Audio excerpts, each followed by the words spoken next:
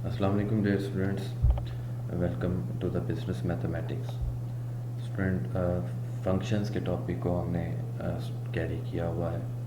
आज हमने जो डिस्कस करना है स्टूडेंट, वो बिजनेस मैथमेटिक्स से रेलिवेंट फंक्शंस की एप्लीकेशंस हैं। तो फर्स्ट में स्टूडेंट हमारे पास है टोटल कॉस्ट फंक्शन। ठीक है, टोटल कॉस्ट फंक्शन। तो टोटल कॉस्ट फंक्शन को स्टूडेंट सी एक्स से रिप्रेजेंट करेंगे। लेट्स सपोज ये मैंने एक एग्जांपल लिखी कि 0.40x प्लस 18,000। तो स्टूडेंट ये जो x के साथ जो हमारा कोफिशेंट है, और कोफिशेंट और x ये हमारी वेरिएबल कॉस्ट कहलवाएगी। इसी तरह नेक्स्ट हमारे पास ये जो फिक्स्ड वैल्यू है 18,000, ये हमारी फिक्स्ड कॉस्ट कहलवाएगी। ठीक है, तो टोटल कॉस्ट फंक्शन से क्या मुराद है, यानी कि हमने अगर किसी भी कमोडिटी की टोटल कॉस्ट को फाइंड आउट करना है तो फर्स्ट ऑफ ऑल हमें क्या करना है, वेरिएबल कॉस्ट उसकी, ठीक है, प्लस फिक्स्ड कॉस्ट। तो ये दोनों एलिमेंट्स मिलकर टोटल कॉस्ट फंक्शन कहलवाएंगी। तो फॉर एग्जांपल, इसकी एग्जांपल हम ले लेते हैं स्टूडेंट। फॉर एग्जांपल कि ये हमारे पास एक पर यूनिट है, ठीक है, 0.40, और ये x से मुराद क्या है, ये नंबर ऑफ कमोडिटीज़ होंगी, और उनको बनाने के लिए, ठीक है, यानी कि हम ये देखना चाहते हैं कि लेट्स सपोज एक मोबाइल की बात करते हैं। मोबाइल है, उसके ऊपर टोटल कॉस्ट कितनी आएगी। तो हमने क्या कहा कि ये जो 18,000 है फिक्स्ड, ये उसकी लेबर कॉस्ट है। फॉर एग्जांपल ये फिक्स्ड कॉस्ट है, ये पड़ेगी हर हाल में। नेक्स्ट स्टूडेंट हमने 0.40 हमने रखा। ये बेसिकली क्या है, एक स्लोप है, यानी कि ये तो फिक्स्ड रहेगी। तो 0.40 और साथ में x है। अब x क्या है, ये है नंबर ऑफ यूनिट्स, यानी कि एक मोबाइल परचेज करना है, यानी कि कॉस्ट फाइंड आउट करनी है, 2 की करनी है, 3 की करनी है। और उसके साथ ये जो 0.40 है, ये भी हमारे पास एक तरह से फिक्स्ड है, बट हम इसको फिक्स्ड नहीं कहेंगे क्योंकि ये वेरिएबल के साथ आ गया। ठीक है, तो अब इसमें हम लेट्स सपोज 1 सब्स्टिट्यूट करते हैं। तो इसका मतलब क्या होगा कि cost of, total cost of 1 mobile. तो यहाँ 1 पुट करेंगे, हम इसमें ऐड अप कर देंगे। ठीक है, तो ये 0.40 भी स्टूडेंट क्या है, एक खर्चा है जो कि ये भी फिक्स रहेगा। ठीक है, तो उसके साथ x आ जाएगा। इसकी स्टूडेंट जो स्टैंडर्ड फॉर्म है mathematically, y is equal to a1x plus a0, where a1 and a0 are the real numbers. इसी तरह स्टूडेंट टोटल रेवेन्यू फंक्शन है हमारे पास, हम इसको लीनियर रेवेन्यू फंक्शन भी बोलते हैं। तो रेवेन्यू मतलब आमदनी। तो उसको स्टूडेंट हमने किस तरह से कैलकुलेट करना है, एक तो प्राइस, ठीक है, ये कॉस्ट की बात नहीं हो रही स्टूडेंट, प्राइस की बात हो रही है, और number of quantities sold. Cost और प्राइस में डिफरेंस है क्योंकि प्राइस में आप प्रॉफिट मार्जिन भी रखते हैं। ठीक है, तो price multiply by quantity sold. ठीक है, लेट्स सपोज आपने टोटल कॉस्ट फॉर एग्जांपल 20,000 थी और आपने प्राइस रखी उसकी 25,000। तो 25,000 नंबर ऑफ मोबाइल्स सोल्ड, यानी कि एक मोबाइल किया तो 25 मल्टीप्लाई बाय 1, तो 25,000। 2 मोबाइल्स अगर हम यहाँ पुट करते हैं तो आपके 50,000 हो जाएंगे, वो आपकी रेवेन्यू हो जाएगा, टोटल रेवेन्यू। अब इसी तरह से स्टूडेंट ये R is equal to revenue, R is equal to P1 X1 P2 X2 P3 X3 up to so on Pn Xn। अब क्या मतलब स्टूडेंट, टोटल रेवेन्यू हमने निकालना है। तो डेफिनेटली ये लेट्स सपोज ये मोबाइल फंक्शन है, ठीक है, यहाँ हम लेट्स सपोज यहाँ कंप्यूटर का ले लेते हैं क्योंकि एक ऑर्गेनाइजेशन है ना। तो ऑर्गेनाइजेशन में स्टूडेंट डिफरेंट डिपार्टमेंट्स होते हैं। ठीक है, तो अब उनकी हमने रेवेन्यू, टोटल रेवेन्यू कैलकुलेट करना है। तो ये पहली प्रोडक्ट समझ लें, ये दूसरी प्रोडक्ट, तीसरी, चौथी, और up to so on nth product. तो उसकी प्राइस और उनकी क्वांटिटी सेल हुई, फिर दूसरी कमोडिटी की प्राइस और उसकी नंबर ऑफ क्वांटिटी सोल्ड। तो आप इनको इस तरह से जब सम करेंगे तो समीशन की फॉर्म में हम इस तरह से लिखेंगे, ठीक है, 1 तो i is equal to 1 to n, क्योंकि nth टर्म तक जा रहा है तो ये समीशन की फॉर्म हमने सिग्मा इसको बोलेंगे हम, और पी आई इंटू एक्स आई।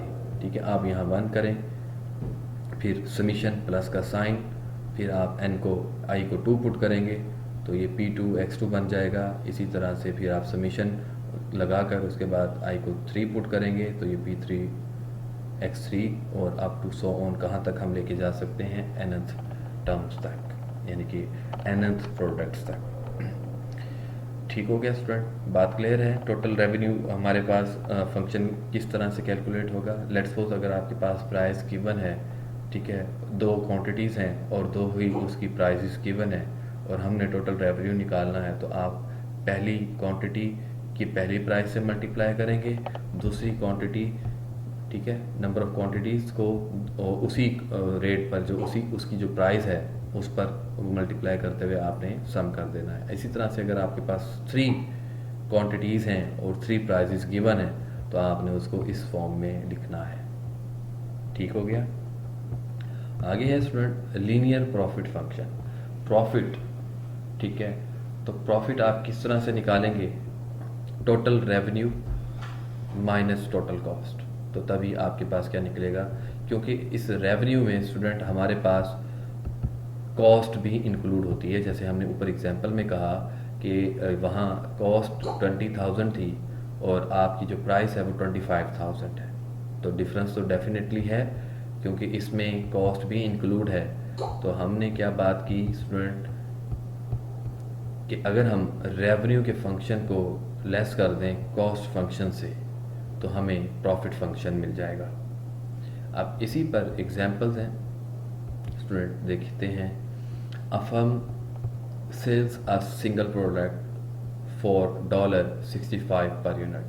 एक फर्म है और वो एक सिंगल प्रोडक्ट को सेल करती है। लेट्स सपोज वो सिंगल प्रोडक्ट हम मोबाइल्स की बात कर लेते हैं, मोबाइल है और वो पर यूनिट उसका जो है ये सेल करने पर है, ठीक है, कॉस्ट की बात नहीं कर रहा, सेल्स की बात की जा रही है। तो 65 पर डॉलर है और उसकी जो वेरिएबल कॉस्ट है पर यूनिट वो कितनी है, $20 है, ठीक है, यानी कि ऊपर नीचे हो सकता है वेरिएबल कॉस्ट का मतलब ये हो गया for the material and 27.50 for labour. अब ये अगेन देखिए यहाँ पर ये लेबर कॉस्ट है, ठीक है, यानी कि आपको ये बताया जा रहा है ये एक कॉस्ट फंक्शन है जिसमें वेरिएबल कॉस्ट स्टूडेंट देखिए गिवन है और साथ में हमें लेबर कॉस्ट भी गिवन है और साथ में बताया गया है annual fix cost are 1 lakh. Construct the profit function stated in terms of x, the number of units produced and sold, what profit is earned if annual sales are 20,000 units। देखिए हमें सबसे पहले स्टूडेंट 65 पर यूनिट, अब ये जो per unit वाली बात है, a firm sells a single product for 65 per unit, यानी कि जितने भी यूनिट सेल होंगे, ठीक है, और वो आपने उसको 65 से मल्टीप्लाई करना है। तो हमने कहा जो नंबर ऑफ यूनिट्स हैं वो हैं x। ये देखिए if the product sells of 65 per unit the total revenue is computed by using the linear function 65x। Next उसने क्या कहा, variable cost per unit are 20 for material and 27.50 for the labour. अब यहाँ देखिए similarly the total annual cost, ये cost पढ़ रही है ना स्टूडेंट, तो टोटल एनुअल कॉस्ट और ऊपर वाला क्या था हमारे पास, ये रेवेन्यू का था, ठीक है, रेवेन्यू में हमने क्या कहा, ये देखिए ये स्टूडेंट हमारे पास रेवेन्यू फंक्शन था, प्राइस मल्टीप्लाई बाय क्वांटिटी। तो प्राइस उसने 65 दे रखी थी और नंबर ऑफ यूनिट्स जो थे वो क्वांटिटीज़ थी, तो वो रेवेन्यू फंक्शन हमारे पास गिवन था। और नेक्स्ट हमारे पास कॉस्ट फंक्शन की स्टेटमेंट आ रही है। Similarly total cost is made up of the material cost, labour cost and fixed cost. तो ये तमाम कॉस्ट्स हैं। तो हमने कहा 20, ये देखिए ये 20, इसके साथ हमने x यूज़ किया, लेबर कॉस्ट है, ठीक है, ये भी 27.50x, और देखिए तो हमारे पास ये फिक्स्ड कॉस्ट उसने दे रखी है, तो फिक्स्ड कॉस्ट के साथ स्टूडेंट एक्स नहीं आता, क्योंकि हमने कॉस्ट फंक्शन में यहाँ पढ़ा था। ये देखिए, ठीक है, वेरिएबल कॉस्ट हो गई और ये हमारे पास फिक्स्ड कॉस्ट है जी। तो ये कॉस्ट फंक्शन हमने डेवलप किया, तो which reduces the linear cost function, यानी कि हमने स्टूडेंट यहाँ इसको एडअप किया, तो ये लीनियर कॉस्ट फंक्शन हमारे पास प्रिपेयर हुआ। हमारे पास रेवेन्यू फंक्शन भी आ चुका है, हमारे पास कॉस्ट फंक्शन भी आ चुका है, और हमने क्या निकालना है, प्रॉफिट फंक्शन निकालना है। हम जानते हैं कि रेवेन्यू फंक्शंस में से कॉस्ट फंक्शन को लेस कर दिया जाए तो हमारे पास अल्टीमेट क्या होगा, प्रॉफिट फंक्शन आएगा। तो ये स्टूडेंट सोल्यूशन करने के बाद ये आ गया प्रॉफिट फंक्शन। अब स्टेटमेंट में जाएं, कहता है व्हाट प्रॉफिट इज़ अर्न, तो वो हमने इन जनरल तैयार कर लिया। क्या प्रॉफिट हम कमाएंगे साल के एंड में अगर हम 20,000 यूनिट्स को सेल करते हैं। तो नंबर ऑफ़ यूनिट्स को हमने एक्स से रिप्रेजेंट किया हुआ है स्टार्ट में ही, तो हमें क्या करना है, इस फंक्शन में, प्रॉफिट फंक्शन में 20,000 की वैल्यू को सब्स्टिट्यूट करना है और ये टोटल हमारे पास प्रॉफिट आ जाएगा, ठीक है, 2,50,000 रुपीज़ का। तो इस तरह से स्टूडेंट हमने इनके क्वेश्चंस को अटेम्प्ट करना है। लीनियर फंक्शंस आ जाए तो लीनियर फंक्शन में हमें कॉस्ट फंक्शन, प्रॉफिट फंक्शन और रेवेन्यू फंक्शन को इस तरह से इस्तेमाल करना है। आगे बढ़ते हैं। ये एक स्टूडेंट लंबी चौड़ी एग्जांपल है जो थ्योरेटिकल फॉर्म में लिखी है, बट इसका सॉल्यूशन उतना ही छोटा है जितनी कि ये स्टेटमेंट बड़ी है। A corporate agriculture organization has 3 separate forms। एक कॉरपोरेट लेवल की एक एग्रीकल्चर ऑर्गेनाइजेशन है स्टूडेंट। कॉरपोरेट लेवल मींस एक बहुत बड़ी ऑर्गेनाइजेशन है और उसके 3 सेपरेबल फॉर्म्स हैं, मतलब 3 अलग अलग यूनिट्स हैं, which are to be used during the coming year, ठीक है, जिनको हमने आने वाले सालों में यूटिलाइज करना, इस्तेमाल करना है। ये अभी फ्यूचर प्लानिंग हो रही है। Each farm has unique characteristic, हर एक फार्म की अपनी अपनी खसूसियात हैं, which make it most suitable for raising one crop only, जो उनको सिर्फ एक ही क्रॉप यानी कि एक ही फसल उगाने के लिए जो है ना वो सूटेबल कंडीशन है उसकी, और वो उससे वो मैक्सिमम रेवेन्यू जनरेट कर सकते हैं कि अगर वो पर्टिकुलर टाइप की उसकी उस लैंड की खसूसियत की बिना पर वो क्रॉप को कल्टीवेट करते हैं। तो table indicates the crop selected for each form, tables में बताया गया है कि कौन सी क्रॉप हमने किस फॉर्म के लिए सिलेक्ट की है। The annual cost of planning 1 एकड़, और हमने पर एकड़ के हिसाब से यहाँ पर तखमीना लगाया है, कॉस्ट जो भी हमारे पास रिक्वायर्ड होगा, गिवन होगा, जो जो चाहिए वो पर एकड़ के हिसाब से है। The expected revenue to be derived from each एकड़, तो हमने एक अंदाज़ा भी लगा लिया है कि हमने पर एकड़ में हर एक फॉर्म से कितना रेवेन्यू जनरेट करना है, ठीक है।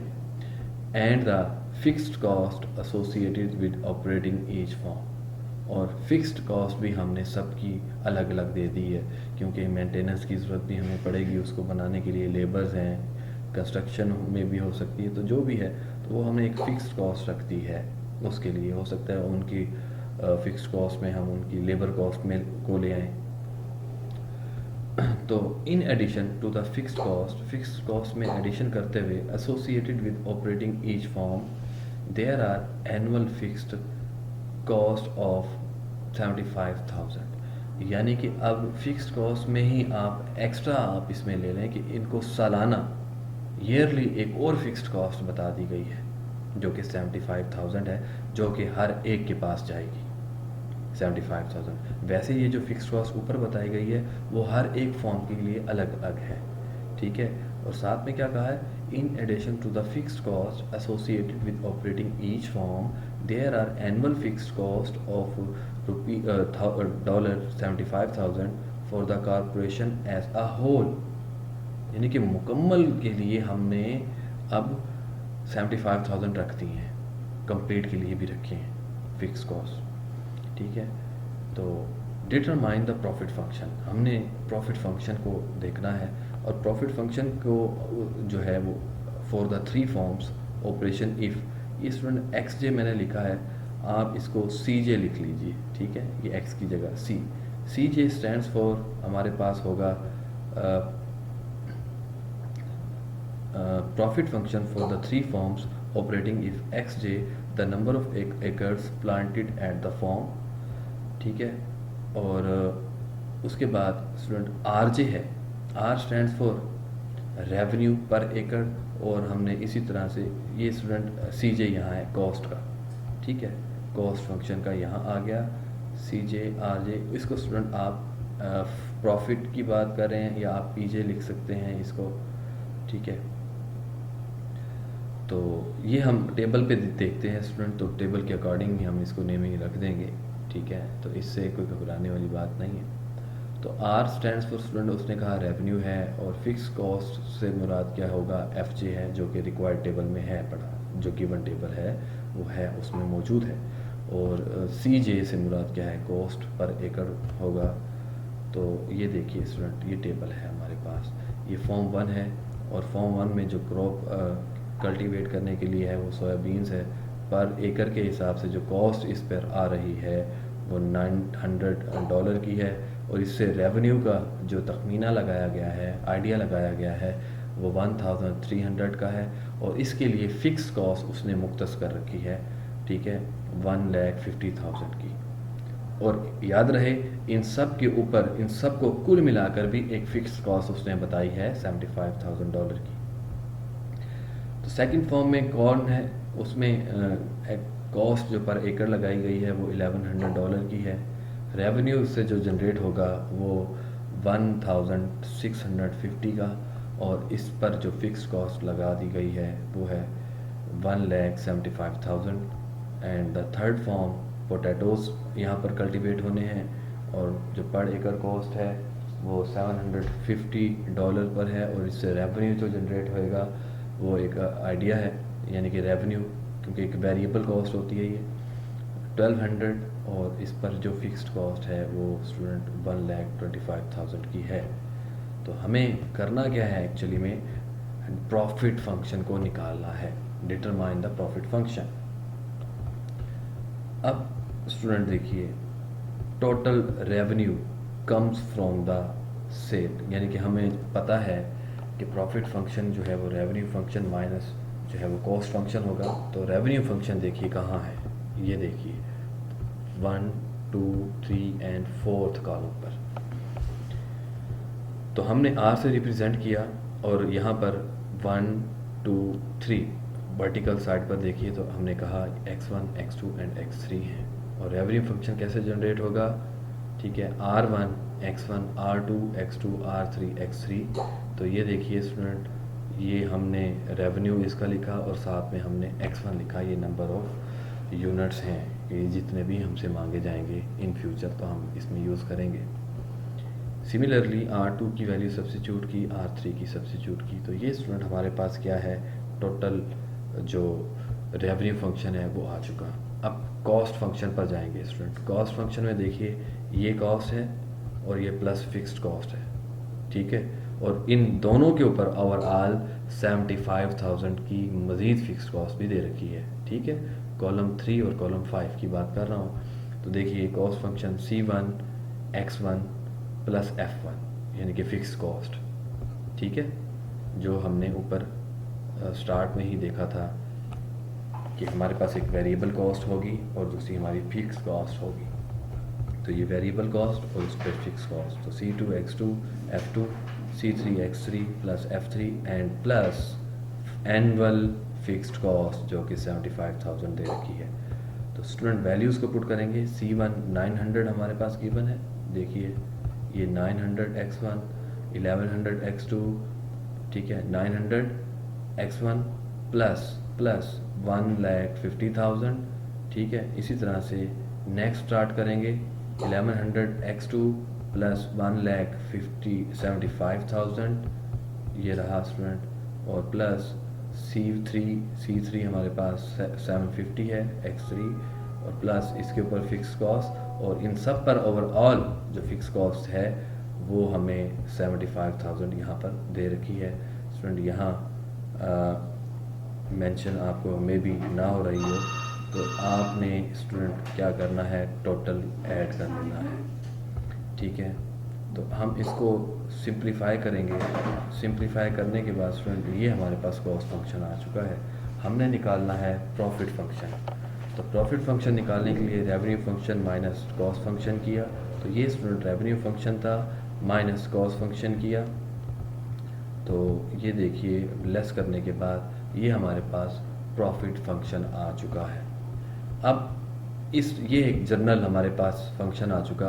अब नेक्स्ट अगर उसने कोई हमसे डिमांड की होती कि बताओ कि इतने यूनिट्स इन सब के, ठीक है, परचेज सेल करने से हमें क्या आंसर मिलेगा। अगर एक्स हमारे पास नंबर ऑफ क्वांटिटीज़ हों तो हम उससे ये आइडिया लगा सकते हैं कि टोटल प्रॉफिट कितना होगा।